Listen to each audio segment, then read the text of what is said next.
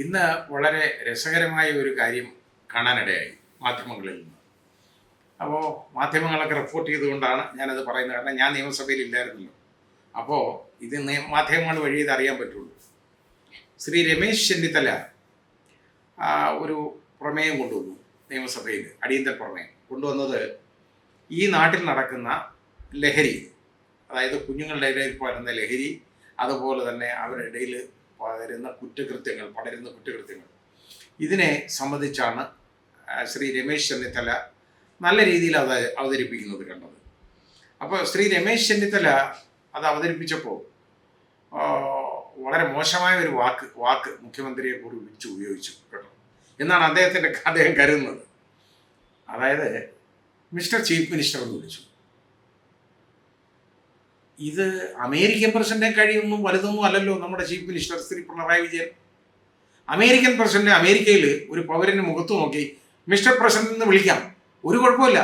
അത് ആക്ഷേപമായിട്ട് Donald Trump പോലും എടുക്കത്തില്ല എന്ന് നമുക്ക് മനസ്സിലാവും. പിന്നെ മിസ്റ്റർ ചീഫ് മിനിസ്റ്റർ എന്നാണ് വിളിച്ചത്, അല്ല മിസ്റ്റർ പിണറായി എന്നൊന്നും അല്ലല്ലോ വിളിച്ചത്. മിസ്റ്റർ ചീഫ് മിനിസ്റ്റർ എന്ന് തന്നെ വിളിക്കണം. അതിന് തെറ്റെന്താ ഉള്ളത്? വളരെ മാന്യമായ സംബോധനയാണത്, വളരെ മാന്യമായ സംബോധന. അതിനകത്ത് ഞാനൊരു പെശകും കാണുന്നില്ല, ഒരു തെറ്റും കാണുന്നില്ല. അതിന് പകരമായിട്ടൊരു നിയമസഭാ സാമാജികനെ കൊണ്ട് പ്രതിപക്ഷ നേതാവിനെ മിസ്റ്റർ ഓപ്പോസിഷൻ ലീഡർ എന്ന് വിളിപ്പിക്കുന്നത് ച്ചതിൻ്റെ വിവരവും പുറത്തു വന്നിട്ടുണ്ട്. അതിന് തെറ്റെന്താണ്? അതിന് ശ്രീ വി ഡി സതീശന് തർക്കമൊന്നും ഉണ്ടാവുമെന്ന് ഞാൻ കരുതുന്നില്ല. വി ഡി സതീശൻ ഓപ്പോസിഷൻ ലീഡർ തന്നെയാണ്. അതുകൊണ്ട് അദ്ദേഹത്തിനെ മിസ്റ്റർ ചേർത്ത് വിളിക്കുക എന്ന് പറയുന്നത് വളരെ മാന്യമായ പദപ്രയോഗമാണ്. അതിന് ഇത്രയും ആക്ഷേപം വരേണ്ട കാര്യം എന്തോന്ന് എനിക്ക് മനസ്സിലായില്ല. അതിൽ വളരെയധികം ക്ഷുഭിതനായിട്ട് നമ്മുടെ ബഹുമാന്യനായ മുഖ്യമന്ത്രി പറഞ്ഞു, ഇതുകൊണ്ട് സമൂഹത്തിന് എന്താ നേട്ടം എന്നുള്ളതാണ്. അതെനിക്ക് മനസ്സിലായില്ല.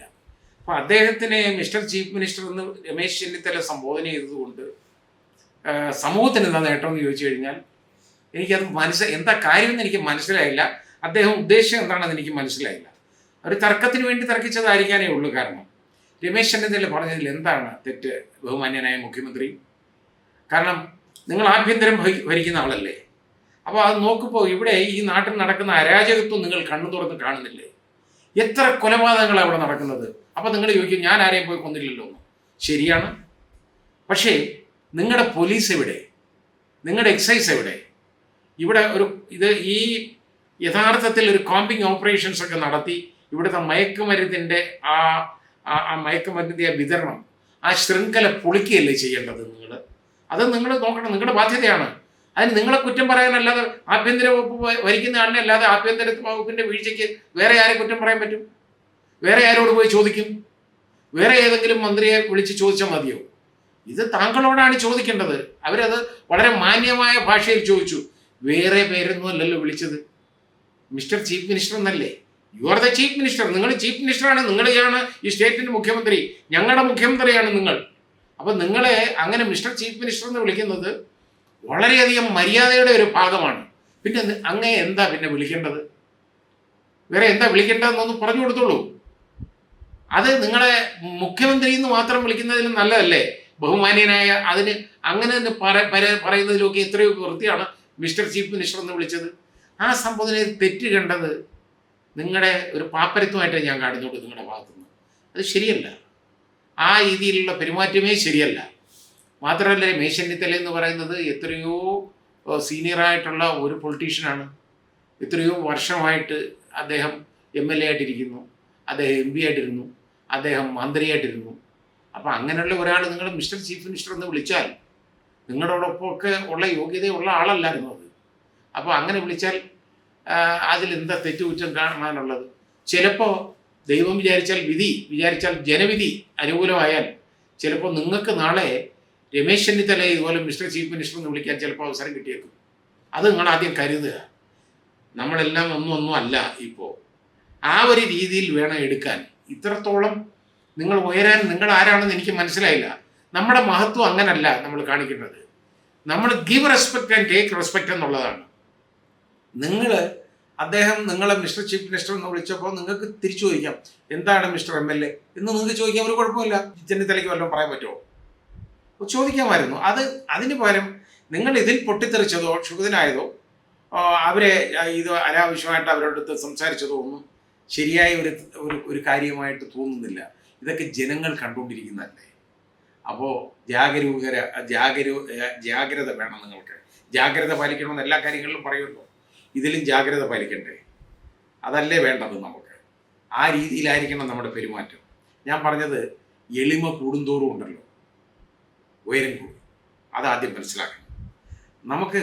നമ്മളതല്ലാതെ നമ്മൾ ഒരുപാട് അഹങ്കാരം നമ്മൾ കാണിച്ച് മേലോട്ട് പോകുമ്പോൾ, പണ്ട് സിയാവുൽ ഖാക്ക് പറഞ്ഞതാണ് എനിക്ക് ഓർമ്മ വരുന്നത്, the higher you go the harder U fall എന്നുള്ളതാണ്. ഉയരം കൂടുന്തോറും വീഴ്ചയുടെ ആഘാതം കൂടും. അത് ശ്രദ്ധിക്കണം. അങ്ങനെ വേണ്ട. ബഹുമാനിയായ മുഖ്യമന്ത്രി, അങ്ങൊന്ന് ക്ഷമിക്കേ. ഇത് സത്യമല്ല അവർ വിളിച്ചു പറഞ്ഞത്. ഈ നാട്ടിൽ നടക്കുന്നത് അങ്ങ് കാണുന്നില്ലേ? ഈ നാട്ടിൽ എത്ര കുഞ്ഞുങ്ങൾ കൊല്ലപ്പെടുന്നു. അത് വളരെ സങ്കടകരമായ കാര്യമല്ലേ? നോക്കണം. ഇവിടെ ലഹരി പടർന്നു പിടിച്ചേക്കല്ലേ സ്കൂളുകളിലും കോളേജുകളിലെ കാര്യം പോട്ടെ, കുറച്ചുകൂടെ മുതിർന്നവരല്ലേ. സ്കൂളുകളിൽ ഇതൊരുപാട് വ്യാപിച്ചിരിക്കുന്നു. ആ വ്യാപനം തടയേണ്ടത് ആരാണ്? ആഭ്യന്തര വകുപ്പും അതുപോലെ തന്നെ ഇവിടുത്തെ എക്സൈസ് ഡിപ്പാർട്ട്മെൻറ്റുമാണ്. അതിൻ്റെ കാര്യക്ഷമമായ പ്രവർത്തനത്തിന് അങ്ങല്ലേ നിർബന്ധമായിട്ട് പറയേണ്ടത്.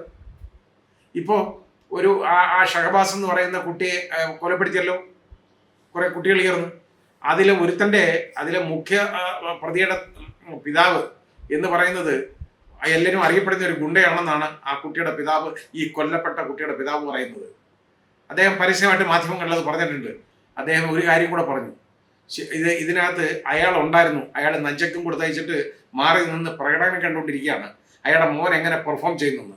ഏതായാലും അവൻ നന്നായിട്ട് പെർഫോം ചെയ്തു. ഈ കുട്ടി അടിച്ചു കൊന്നില്ലേ? അടിച്ച് തല പൊട്ടിച്ച് കൊന്നല്ലോ.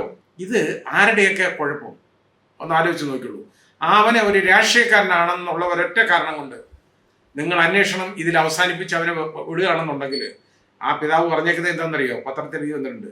അയാൾ ഒരു കഷണം കയറിന്മേൽ അയാളുടെ ജീവിതം അവസാനിപ്പിക്കുന്നു. അയാളുടെ ഭാര്യ മാനസിക രോഗിയായിട്ട് മാറി. അവർ മൂകയാണ്. ഡിപ്രഷനിലേക്ക് അവരെ തള്ളിപ്പോയി. ഇയാൾ തന്നെ ഒന്നുമില്ലാതെ ഞാൻ നടക്കുകയാണ്, എനിക്ക് ഒരറ്റവും ഇല്ലാതെ നടക്കുകയാണ്, ഞാൻ ഒരറ്റവും ഒരു അന്തവും കുന്തവും ഇല്ലാതെ ഞാൻ നടക്കുകയാണ്, ഞാൻ ഒരു തുണ്ട് കയറിൽ എൻ്റെ ജീവിതം അവസാനിപ്പിക്കും എന്ന് അയാൾ പറഞ്ഞേക്കുകയാണ്.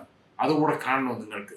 അത് കാണണ്ടെങ്കിൽ ശരിയായ അന്വേഷണം നടത്താൻ അങ്ങ് ഈ പോലീസിന് നിർദ്ദേശം കൊടുക്കുക.